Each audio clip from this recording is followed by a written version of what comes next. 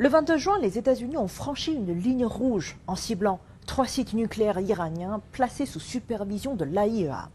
Cette agression unilatérale, menée sans mandat de l'ONU, constitue une violation grave de la Charte des Nations Unies sur l'interdiction de la force, du traité de non-prolifération nucléaire, la TNP, dont l'Iran est signataire, et des résolutions de l'AIEA confirmant l'absence de diversion militaire du programme iranien.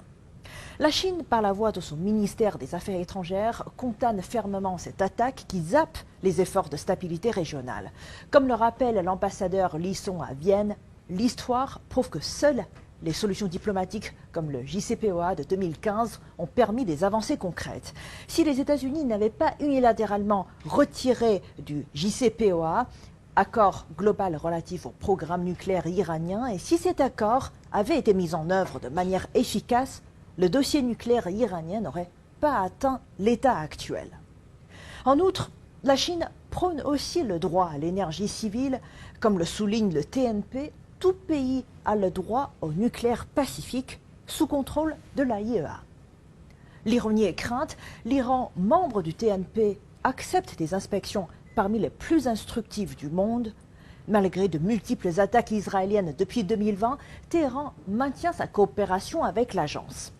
Israël, par contre, non signataire du TNP, posséderait 90 têtes nucléaires, selon le Nuclear Threat Initiative, tout en refusant tout contrôle. Il mérite de noter que la Chine appelle les parties concernées, en particulier Israël, à cesser rapidement les hostilités, à garantir la sécurité des civils et à engager des négociations par le dialogue. La Chine est prête à travailler avec la communauté internationale pour unir ses forces, défendre la justice et contribuer au rétablissement de la paix et de la stabilité dans la région du Moyen-Orient. Elle prône la voie chinoise, celle du multilatéralisme et de l'équilibre. Concrètement, la position de la Chine repose sur 4 piliers. 1. Promouvoir un cessez-le-feu et mettre fin aux hostilités est une priorité absolue. 2.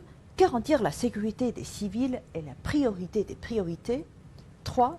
Ouvrir des négociations par le dialogue est la solution fondamentale. Et 4. Les efforts de la communauté internationale pour promouvoir la paix sont indispensables. Aujourd'hui, plutôt que des frappes illégales, la communauté internationale doit exiger un cessez-le-feu immédiat, relancer les pourparlers de Vienne avec toutes les parties et conditionner toute aide militaire à Israël à son adhésion au TNP. Comme le disait Sun Tzu, l'habileté suprême est de soumettre l'ennemi sans combat. Et dans un monde au bord du chaos nucléaire, cette sagesse n'a jamais été aussi pertinente.